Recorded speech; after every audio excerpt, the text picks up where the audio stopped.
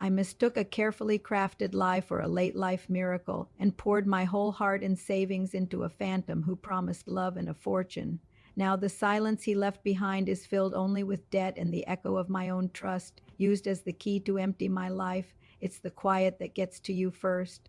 Oh, they all think it's the big things, the empty side of the bed, the missing good morning kiss, the solitary cup of coffee, but it's not. It's the silence. It's the absence of the small, insignificant sounds that were the soundtrack of a shared life. Harold's soft snoring from the study, the rustle of his newspaper, the tuneless whistle he'd make fixing a leaky faucet. After 60 years, those sounds weren't just noise. They were the bedrock of my world. And when they stopped, the silence that rushed in wasn't peaceful. It was heavy. It sat in every room of our cottage, a thick woolen blanket I couldn't kick off. My daughter Claire, bless her, calls every Sunday from Seattle. She talks of her marketing job, her yoga classes, the rain. How are you, Mom? She always asks, and I always say, just fine, dear. Keeping busy, and I was. I did the crossword. I tended my rose bushes. I had lunch with Miriam from the bridge club every other Tuesday, but it was all just filling time, painting bright little dots on a vast gray canvas of silence. I felt myself becoming a ghost in my own home, moving through routines so quiet they left no echo. That's why I bought the tablet. Claire had been after me for years, for recipes, Mom, for seeing pictures of the grandkids. I think she just wanted to be sure I remembered how to connect to the world. The day it arrived, I felt a flicker of the old me, the one who'd taught third grade for 40 years and wasn't afraid of new chalk or a fresh lesson plan. I learned to tap and swipe. I found my way to a forum for people who loved antique dolls. My collection, which Harold had always smiled at indulgently, filled a glass cabinet. In the parlor, here finally was a place where my knowledge meant something. I posted a picture of my favorite, a 1920 seconds German bisque doll with one delicate repaired crack in her cheek. Her name is Lillian, I typed. A reply appeared the next morning. It was from a user named HistoryBuff76. The repair on Lillian's cheek is exquisite, he wrote. It looks like a Japanese kintsugi technique, mending with gold, treating the break as part of the history, not something to disguise. No one had ever seen that before. My hands, which had grown stiff, felt suddenly light on the keyboard. We began to write. His name was Robert. He was a semi-retired historian from Boston, widowed 3 years. He had a son in finance, living in Singapore. He loved Chopin, hated the fussiness of most modern gardens, and believed a proper cup of tea required a warmed pot. His words weren't just typed. They were composed. They had a rhythm, a care to them. He asked questions, not just "what do you think?" but "how does that piece of history make you feel?" When he first asked to switch to a voice call, my heart did a funny little stutter, like a bird against a window pane. I worried my voice would sound old and quavery to him. But when I answered, his voice flowed through the tablet speaker, a smooth, gentle baritone, like cello music. It didn't fill the silence. It gently parted it, making space for something new. "There you are," he said, as if he'd been waiting. "It's lovely to finally hear you, Evelyn." He was always in the middle of something wonderfully domestic when he called. I'd hear the gentle chop of a knife on a board, the sizzle of butter in a pan. "Forgive the noise," he'd laugh. "I'm attempting a beef bourguignon. It's a perilous endeavor." It made him so real. I could picture a sunny kitchen, a man with capable hands, a life being lived in parallel to my own quiet one. We talked for hours about forgotten composers and the best recipes for shortbread. He told me about the heartbreak of clearing out his wife's wardrobe, and I told him about the strange comfort of holding Harold's favorite sweater. We shared a loneliness that wasn't bitter but recognized. "You have a remarkable soul, Evelyn," he said to me one evening as a gentle rain tapped my window pane. "It's like a well-tended library full of quiet, beautiful stories." No one had spoken to me like that in, I couldn't remember how long. A warmth bloomed in my chest, a feeling I thought had gone to seed. It wasn't the frantic passion of youth. It was softer, deeper. It was the profound gratitude of being seen again. The only thing missing was his face. This old machine, he'd sigh when I suggested a video call. The camera gave up the Ghost years ago, it would just be a pixelated blur of my forehead. I'll have my son look at it when he visits. It seemed a reasonable, even endearing flaw. I was secretly relieved. The face in my mirror had grown unfamiliar to me, a map of wrinkles and soft sags where firm skin used to be. What if seeing me broke the spell? So we lived in a world of voices and words, and in that world the heavy silence in my cottage began to change. It was no longer an empty hall, it was a comfortable waiting room. I'd sit in my armchair with my forget-me-not teacup, and the quiet would hum with anticipation for his call. The memory of Harold's smile in the photo on the mantel didn't hurt as sharply. It felt like a blessing that had somehow made room for this unexpected late-life gift. I was, for the first time since the funeral, not just enduring my days, I was living them, and it was all because a kind voice in the darkness had told me my stories were worth hearing. I, Evelyn Margaret Williams, was falling in love, and the terrifying, beautiful truth was the silence had made me so hungry for it. I never once thought to question the light, and the world had taken on a new palette. The gray, weighty silence was now threaded through with gold, the gold of anticipation. Mornings were no longer just a slow unfurling of hours to be filled. They were a prelude to possibility. Would he email today? Would he call? The tablet, once a cold piece of technology, sat on my side table like a beloved familiar book, its very presence a promise. Our conversations deepened, weaving a tapestry of shared pasts and tentative futures. He called me my dear.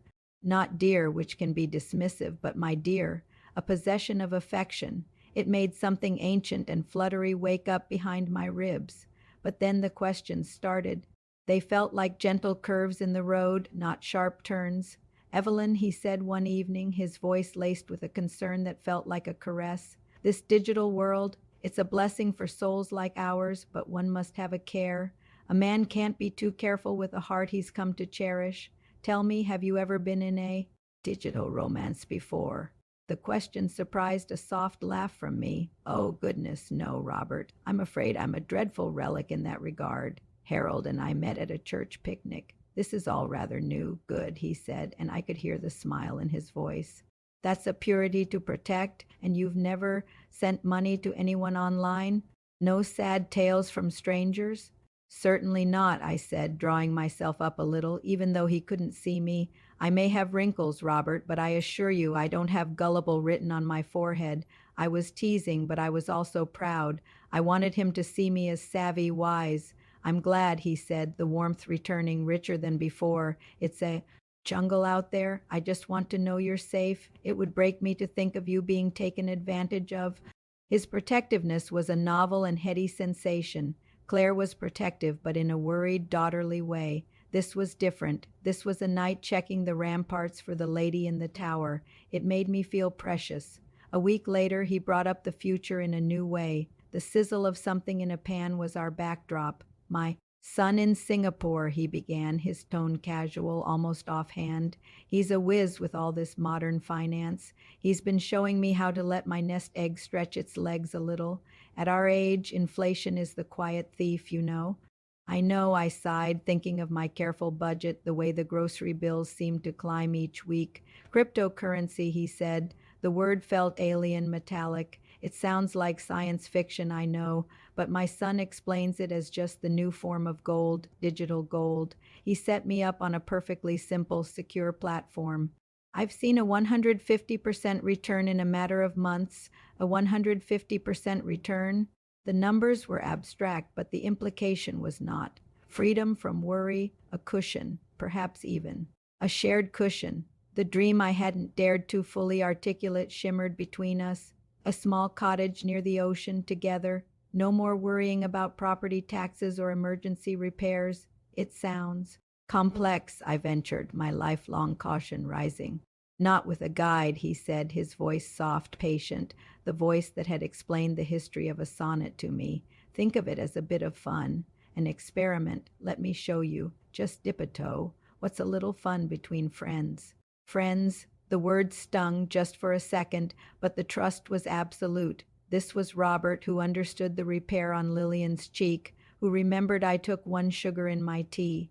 With his patient, step-by-step instructions delivered with the calm precision of a favorite teacher, I created an account. The website was sleek, professional, scrolling with elegant graphs and reassuring padlock icons. See? It's used by millions, he said. I decided on $200 from my Mad Money jar cash from birthday cards and the odd lottery ticket Harold used to buy. It felt safe play money. If it vanished, it was the cost of a nice dinner out. The process was dizzying. Wire transfers, digital wallets, keys, and codes. He stayed on the phone with me for 2 hours, never losing patience.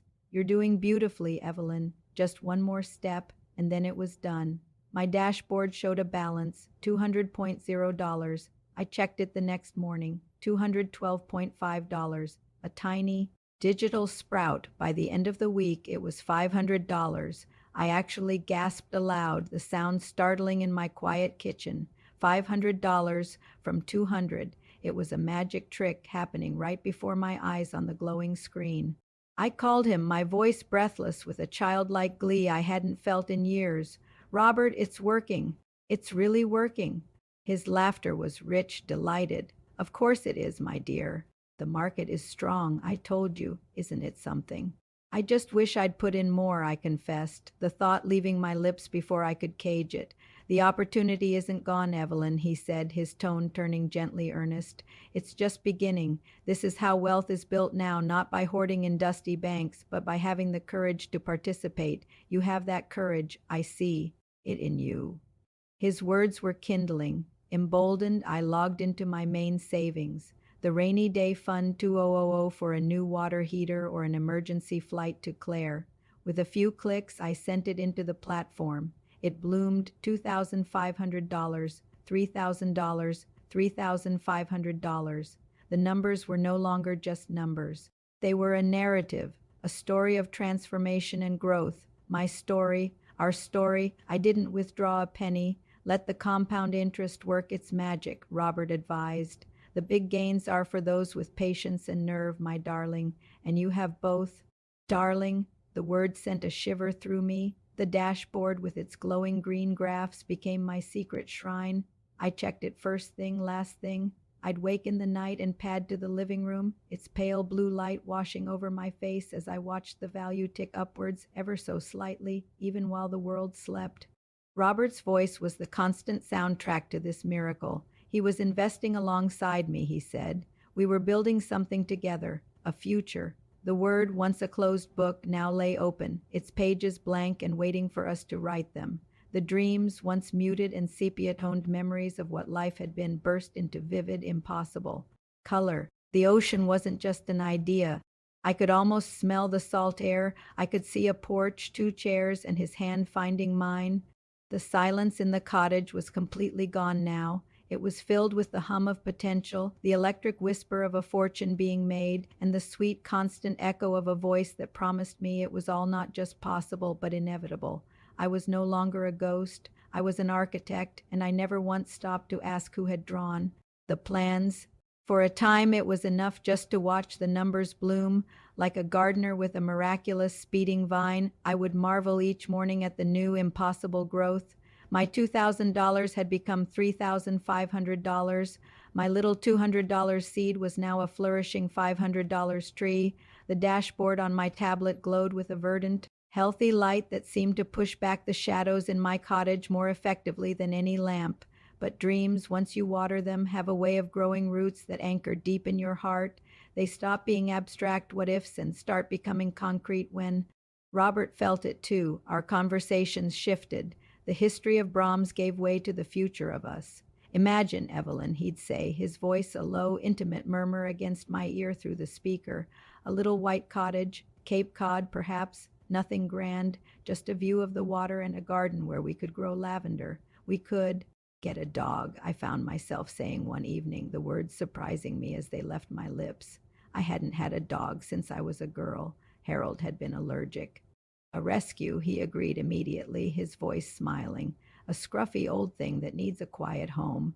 We'll walk him on the beach every morning. We, our, us. The pronouns were a balm, a shelter. They built a house in the air, room by room. We planned a library with shelves for both his history books and my doll collection. We debated. The merits of a gas versus a wood-burning fireplace. It was no longer a fantasy. It was a plan in its soft preliminary stages, and its foundation was the ever-climbing numbers on my screen.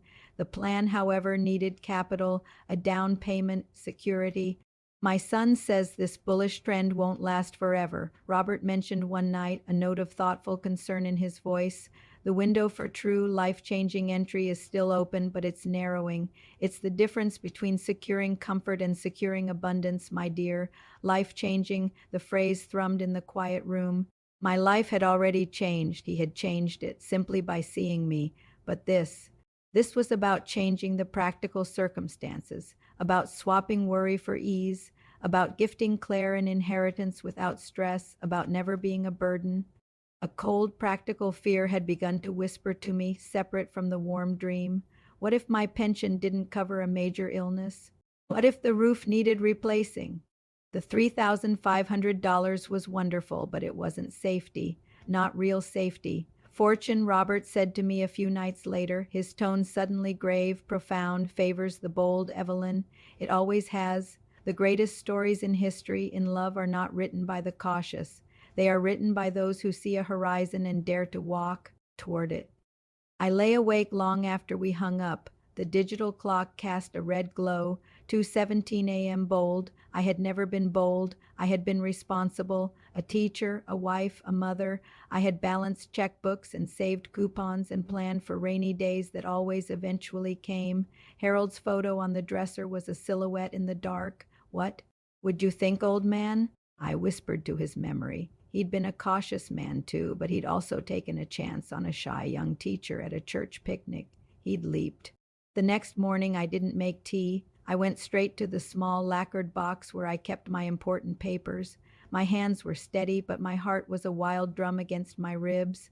I laid them out on the kitchen table like a surgeon's instruments, the passbook for my savings account, the certificates of deposit from the local bank, the statements from the conservative money market fund, the sum total of a lifetime of caution, $150,872.64. The numbers on the paper were static. They gathered dust, not interest. They were a monument to fear. I opened my tablet. The platform dashboard welcomed me. My balance there was vibrant, alive, growing. I logged into my bank's website. The transfer process was cold and clinical. Account numbers, routing numbers, confirmation codes. Each click was a door closing behind me. Each authentication felt like a point of no return. My finger hovered over the final confirm button. A wave of nausea, pure and physical, washed over me. This was my independence. This was the money that stood between me and what? A lonely, penny-pinching end in a home? I thought of the lavender. I thought of the scruffy dog. I thought of Robert's voice saying, "I will take care of you, Evelyn. Let me help you build this." I pressed the button. The transfer was not instantaneous. For 3 days, I lived in a state of suspended animation. I jumped every time the phone rang, terrified it was the bank's fraud department. I barely ate. I couldn't concentrate on my crossword. The cottage felt alien, as if I'd sold the very air out of it. And then, on the morning of the 4th day, I logged in. My breath left my body in a rush, leaving me dizzy. The number was so large it seemed to pulse on the screen. It was no longer a simple balance. It was a fortune. It doubled, then climbed again, a digital Everest. When it settled at $320,000, I began to weep. Silent, heaving sobs that held decades of quiet anxiety. It was real. It was more than real. It was a miracle, a validation. My boldness had been rewarded. Robert had been right. The plan snapped into crystal clarity. I would withdraw it, all of it. I would pay off the cottage's symbolic act of claiming my freedom. I would set aside a generous gift for Claire and the rest. The rest was the white cottage, the lavender, the 2 chairs. It was our future, materialized into glowing green digits. I felt a surge of power, of agency I hadn't felt in years. I was not a passive old woman waiting out her days. I was an architect, and my blueprint was complete.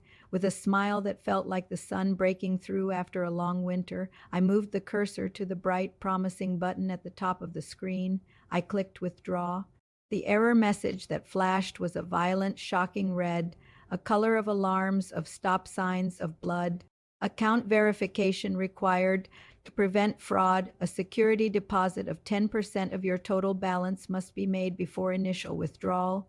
This deposit will be immediately returned with your withdrawal. I stared. The numbers on the screen, 320000, seemed to mock me.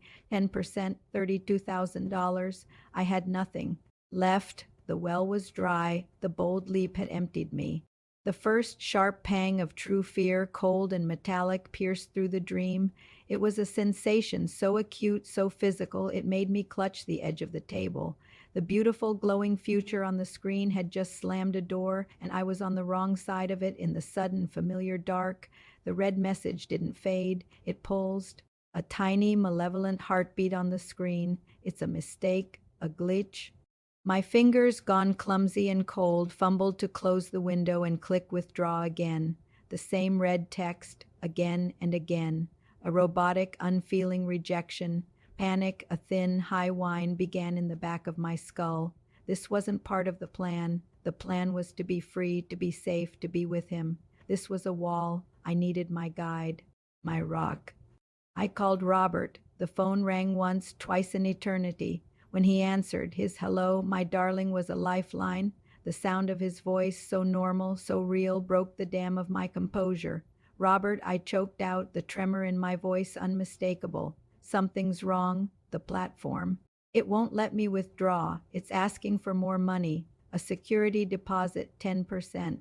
There was a beat of silence on his end. Not a shocked silence, a thinking one. Then his voice came back, smoother than ever, a warm blanket over my shivering fear. Evelyn, darling, breathe. It's all right. This is standard procedure. Standard? I squeaked. $32,000 is standard? For a first-time withdrawal of this magnitude, absolutely, he said, his tone infuriatingly reasonable. Think of it, my love. They're safeguarding your assets. It's an anti-fraud measure. The most reputable platforms do this. It's actually a good sign. It means they're legitimate, that they take security seriously. His logic was a sedative. My frantic heart slowed its hammering. A good sign. Legitimate. The words were anchors. But I don't have it, I whispered, the shame of that admission burning my cheeks. I put in everything, Robert. You know I did. A short-term loan, he said, the solution arriving effortlessly. Just a bridge, my dear. For a few days, a week at most, you withdraw the $320,000. The platform instantly returns your $32,000 deposit with it. You pay off the loan, and you're left with your entire profit, free and clear. He made it sound like a simple equation, a minor, temporary inconvenience on the path to glory. A loan? The word tasted of danger, of over-leveraged houses and financial ruin. It was a word from the news, not from my life. Evelyn, he said, and his voice dropped into that intimate, confiding register that felt like a shared secret. This is the final gate, the last test of your nerve. You've been so brave, so astonishingly bold. Don't let a little administrative hurdle stop you now. You're so close. I can see our cottage, can't you? I squeezed my eyes shut. I could see it. The morning light on the water, the lavender, it was right there. This was just a gate, as he said, a locked gate, and I merely needed to find the key. What kind of loan? He walked me through it. A home equity line of credit. The cottage, paid for with Harold's life insurance and 30 years of my careful budgeting, was my one solid asset. It's not spending the money, Robert soothed. It's leveraging an asset to acquire a greater one. It's what every sophisticated investor does. The bank manager, a nice young man named David who had helped me with Harold's affairs, was gently concerned. This is a significant amount, Mrs. Williams. For home improvements, you said? Yes, I lied, my voice paper thin. A new roof, some repairs. It's time. I couldn't meet his eye. I was betraying Harold's legacy, lying in the very bank where we'd opened our first joint account.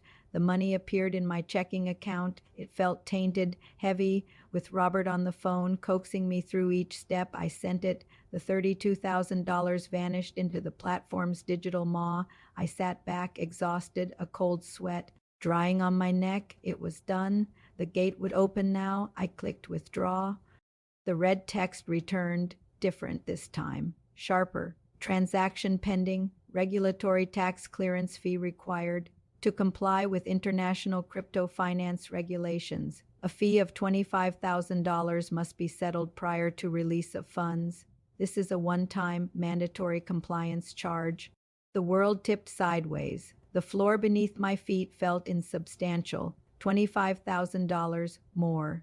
It was a bottomless pit, a carnival game where the prize kept moving just out of reach. No, I breathed into the empty room. No, no, no, this wasn't a gate. This was a labyrinth, and the walls were closing in. I called Robert. The phone rang and rang. No answer. A fist of pure ice clenched in my stomach. I called again, again.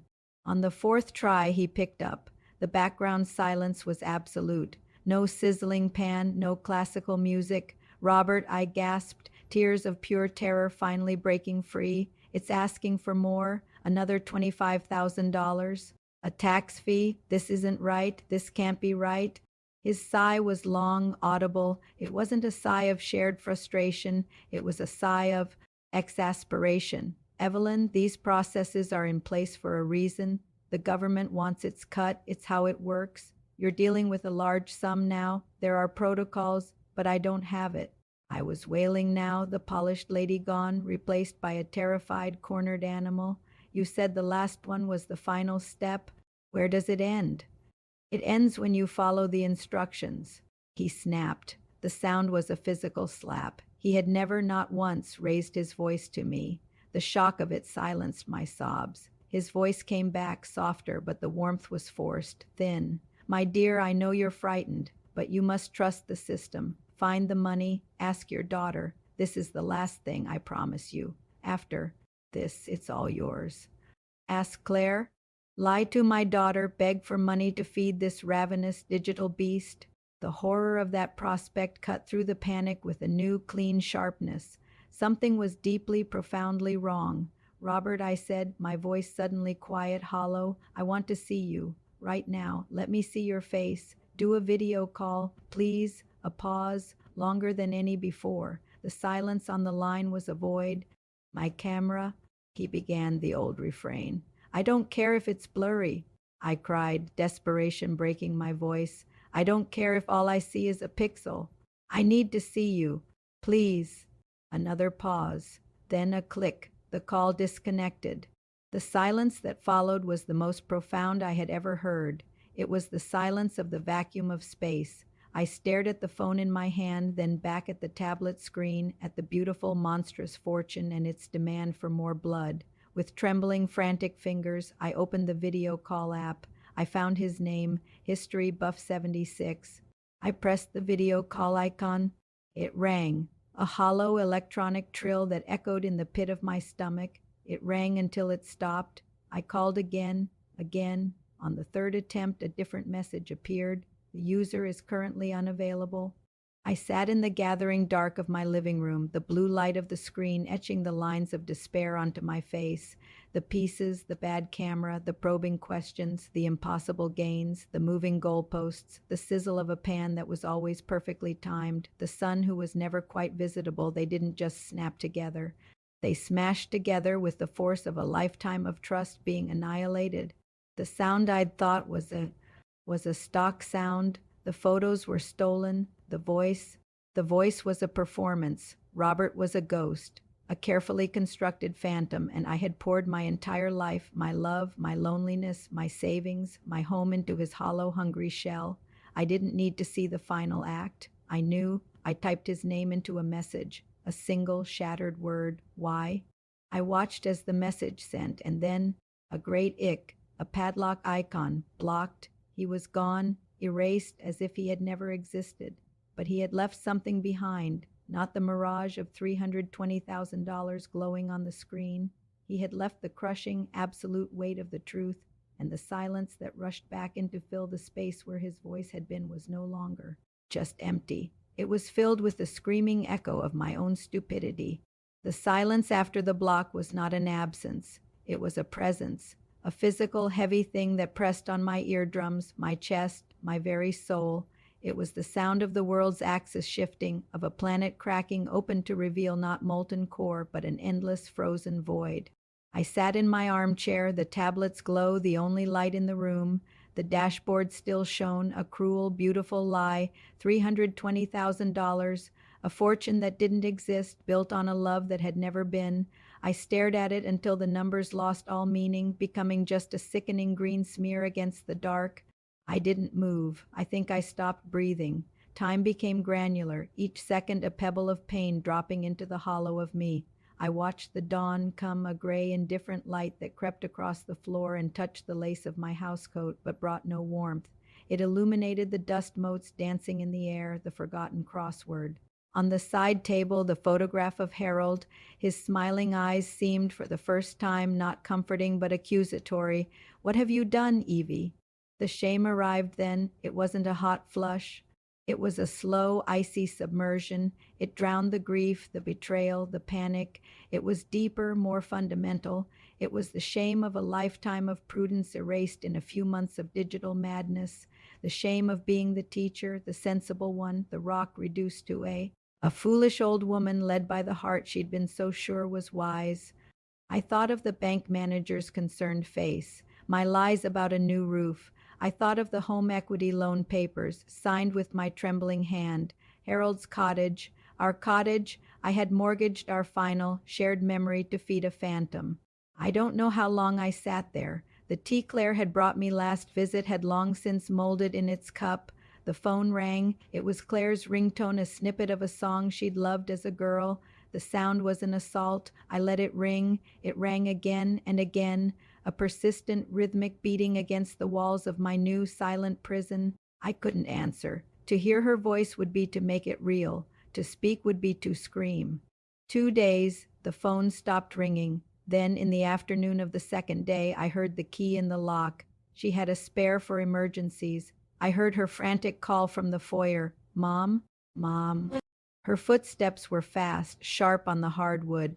She appeared in the doorway of the living room, her coat still on, her face pale with a fear that twisted into sheer horror when she saw me. I must have been a sight still in my housecoat, unwashed, my hair a wild cloud, my eyes fixed on nothing. "Oh my God, Mom!" She rushed over, kneeling.